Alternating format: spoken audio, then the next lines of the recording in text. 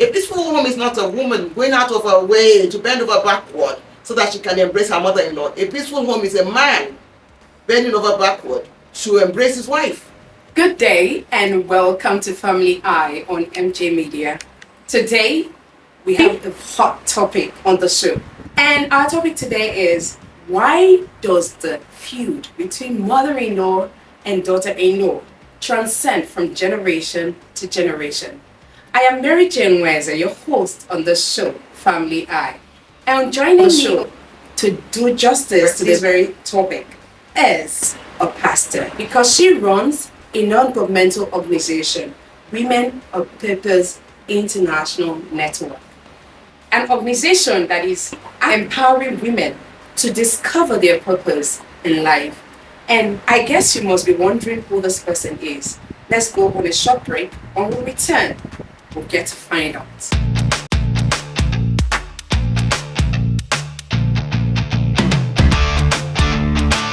Thank you for staying tuned, viewers.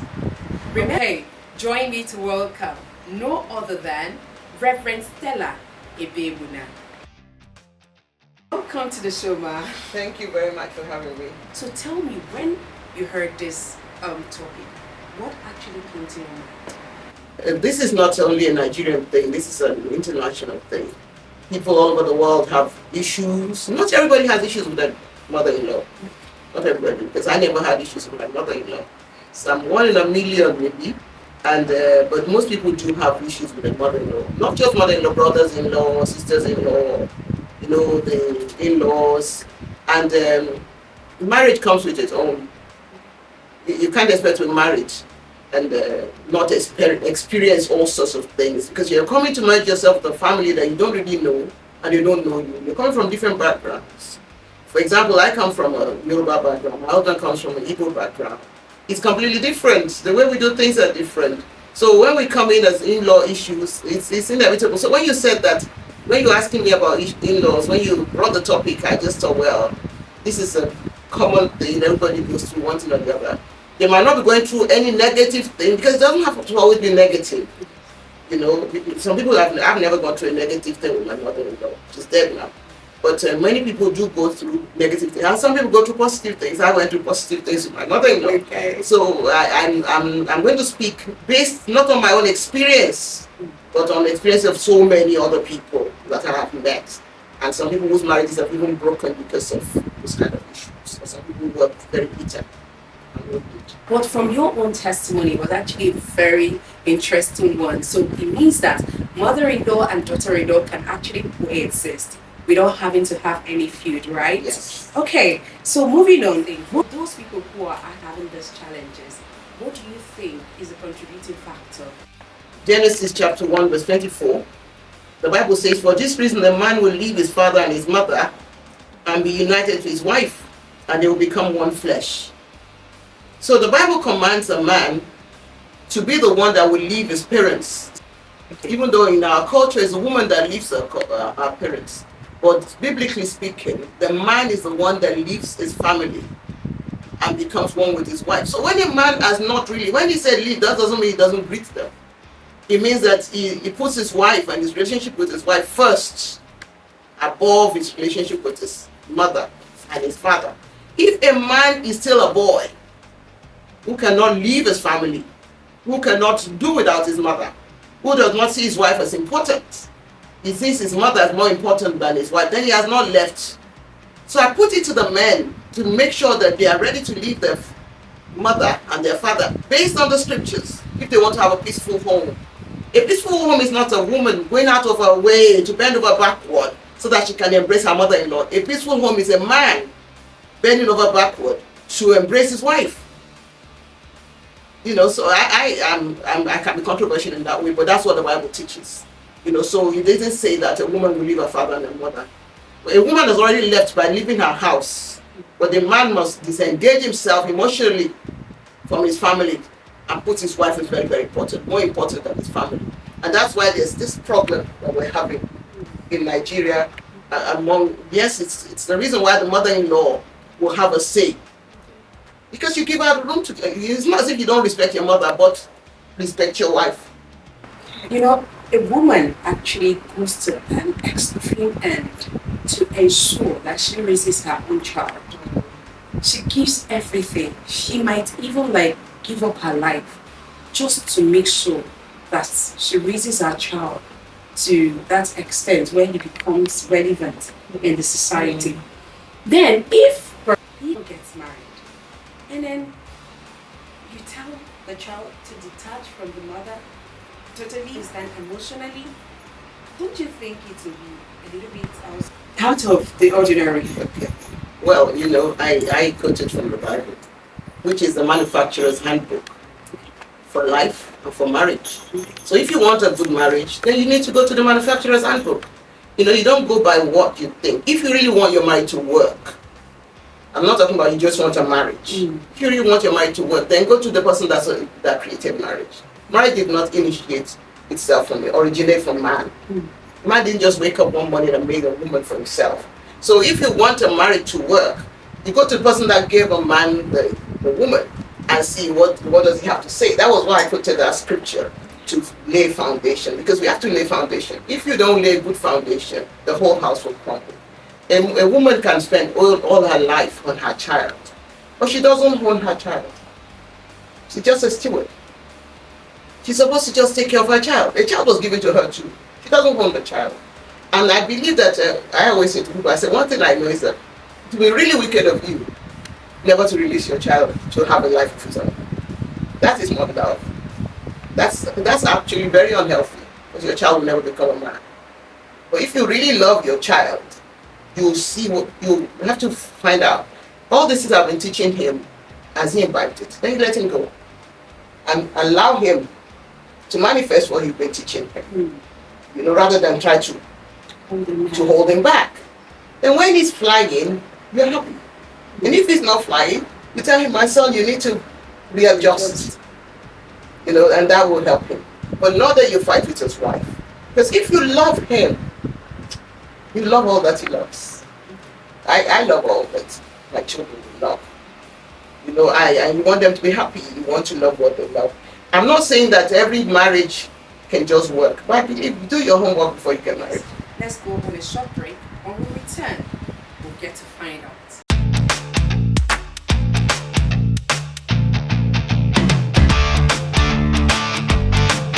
Sincerely, she said something, do your homework before you get married. How does that have to do with having a peaceful relationship between a mother-in-law and a daughter-in-law? Because you must have looked at the mother-in-law before you got married. You should have met her.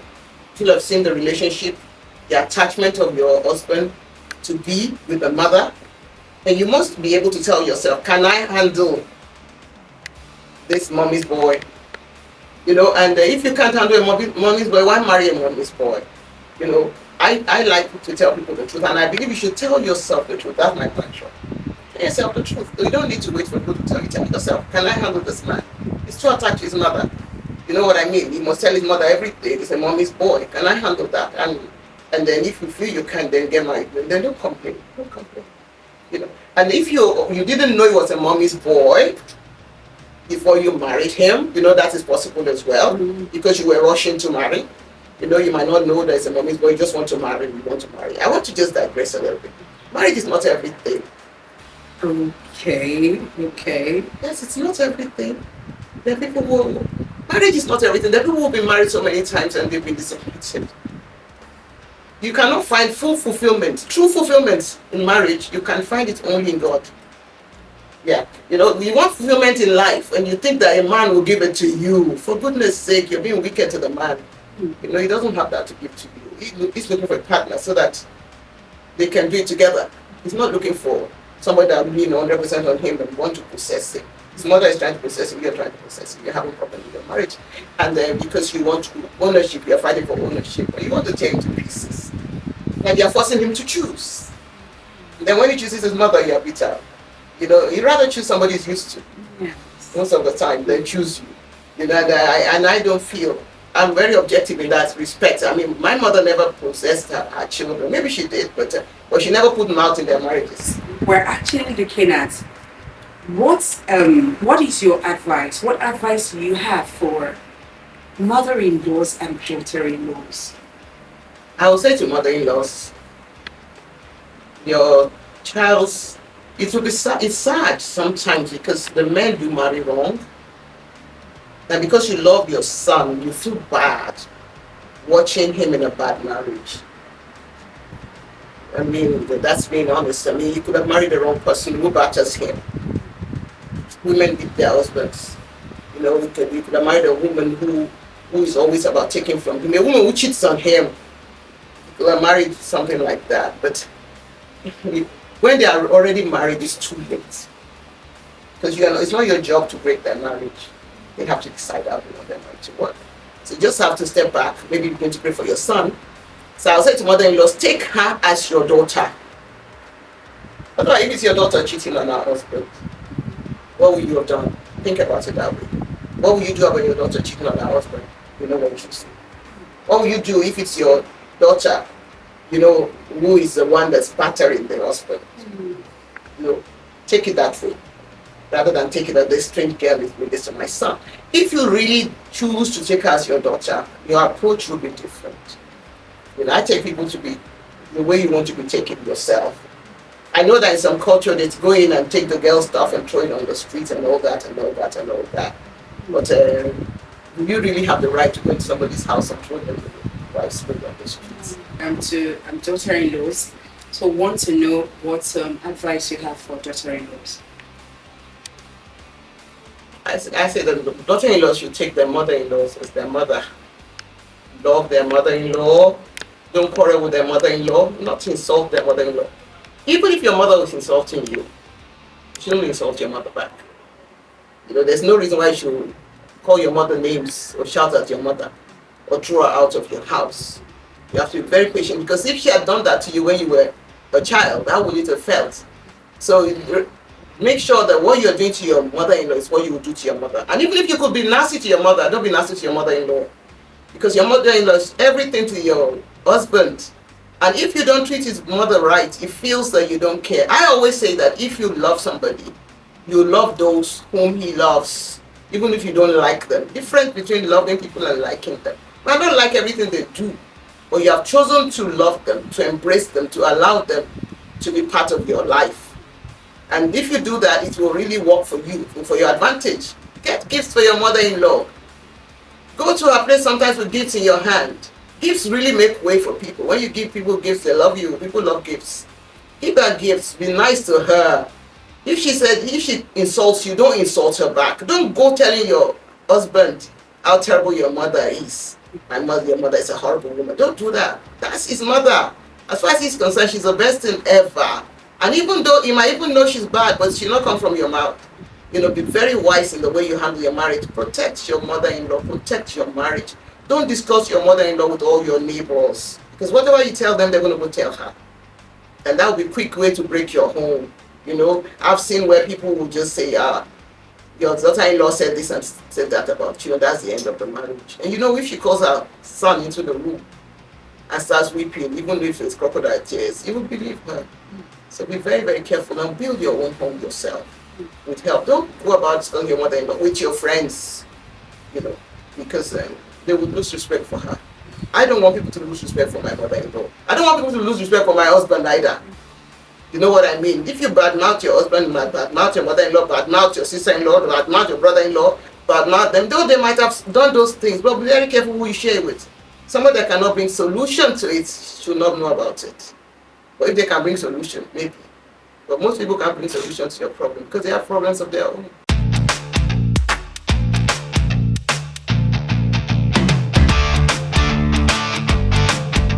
You know, when we were actually talking, and then you talked about some women having to, daughter-in-laws having to treat their mother-in-laws like their own mother, this came to me.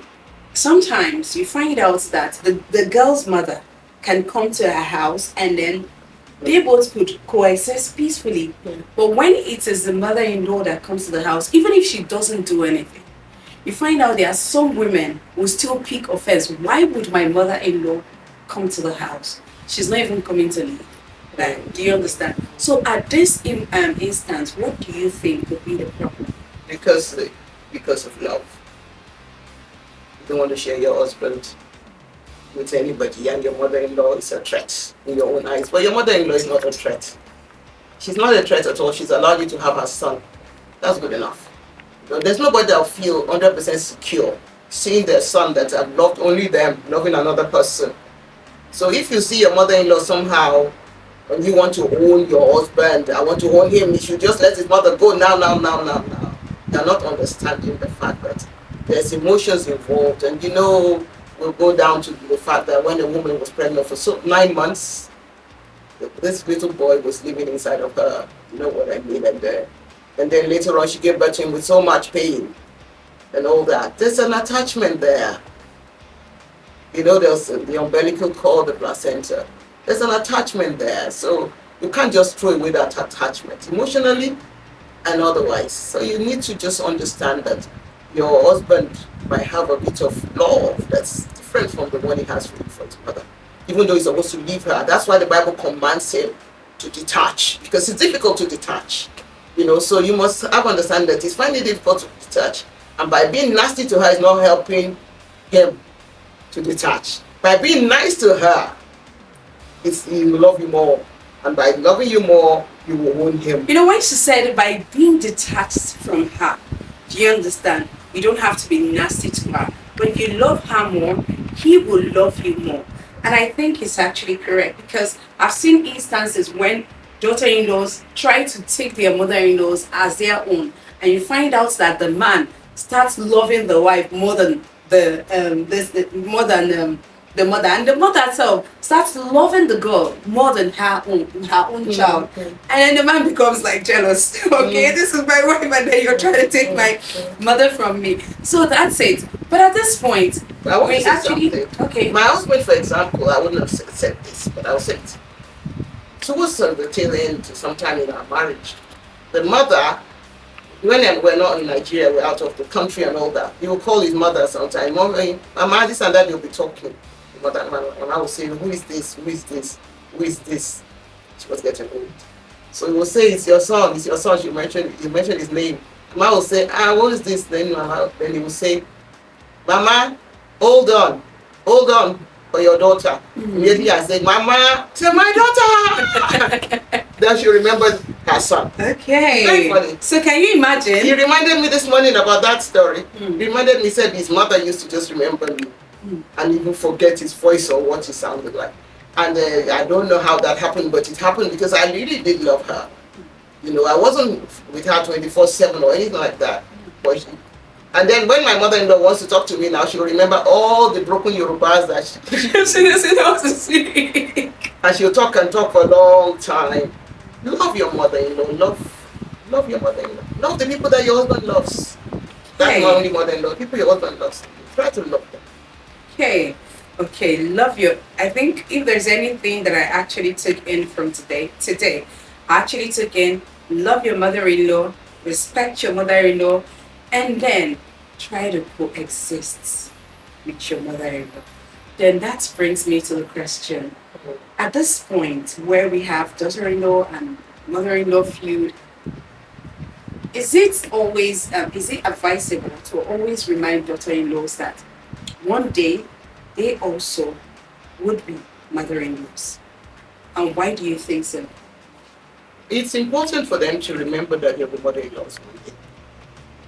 It's important because all of us want to be mother-in-laws one day. We want our children to grow up and get married. We want to have grandchildren. So it's going to happen. And it's important to re-emphasize the need for people to be tolerant. I can't overemphasize the need for you to be tolerant of other people, because people have to be tolerant of you too when you get old. You know what I mean? And you get married, and your children get married, and then you're nasty. Whatever you sow, you're going to reap. I pray you don't reap it. If you sow bad things, or you have talked bad to your children about their mother, their father's mother, you have sown bad seeds, and then your children too begin to think that mother-in-laws are bad. You know what I mean? And then when they get married, it will begin to, the thing continues like that. It's a ripple effect. I believe you should know you're going to reap what you sow. I pray you don't reap what you sow by sowing bad seeds. I pray you sow the right seeds into your children's life. and into your marriage so that you can reap wonderful seeds. I will not advise any girl to think that, unless they don't want to have children. But even if you don't want to have children, you live in this world, other people's children are like your children. So you need to just sow good seeds so that we can reap good things. Thank you very much, Ma. So in the mother-in-law and daughter-in-law's feud, who do you think is actually affected in the family? Mother-in-law and daughter-in-law feud, most of the time, the person that loses out is the wife. Because if you say the man should choose between his mother and his wife, most of the time he will choose his mother. And a woman, it's really difficult for her because she has to then go back to try and win the mother-in-law to her side. So why allow that to happen? And if it's already happening to you and your mother-in-law is already against you, number one thing you need to do is forgive her, because bitterness contaminates, it defiles. So you don't hold bitterness against your mother-in-law. She might not even know better. She might be like you, brought up maybe in a background where nobody told you you're not supposed to be nasty to your mother-in-law. So she might have grown up in that kind of background, or polygamous background where everybody protecting their child. I believe you should the first thing you should do is forgive your mother-in-law. Take it that she doesn't know what she's doing. She might know what she's doing, but just take it that way. You know, Bible commands us to forgive. Forgiveness is not an option, forgiveness is a command. Forgiveness is not an emotion, it's a command. That doesn't mean you believe they're right, but it's just that you just let them go so that God can fight for you. And if you do right on God, in God's side, God can heal your marriage that's broken to pieces. If you don't forgive, God won't fight for you, because God commands us, forgive as you have been forgiven. God has forgiven you, so you need to forgive her, let her go. And make sure that you do that straight away so that your marriage can be reconciled. Once you forgive her, you don't even need to do so much. God will begin to sort out your marriage in the background for you. But if you don't forgive her, you hold it and say, I want her to die, she must suffer for what she did to me, it's not going to work. There's nobody that will fight for you. But I want God to fight for you. Forgive her. And even if the man has moved on and is married somebody else, still forgive her. Then God will give you somebody better. God would give you somebody better. God says forgive. Forgiveness is the key to peaceful coexistence with your mother-in-law. Remembering that one day, you also, as a daughter-in-law, will be a mother-in-law. And then, whatever seed you sow will definitely come back to you. So, learn to sow the right seed. Viewers, we want to hear from you. Want your contribution to this topic, because I think it's a topic that concerns everyone, so long as you're coming from a family. Till next week when we come your way, I still remain your host, Maryjane, and this is Family Eye. Bye-bye.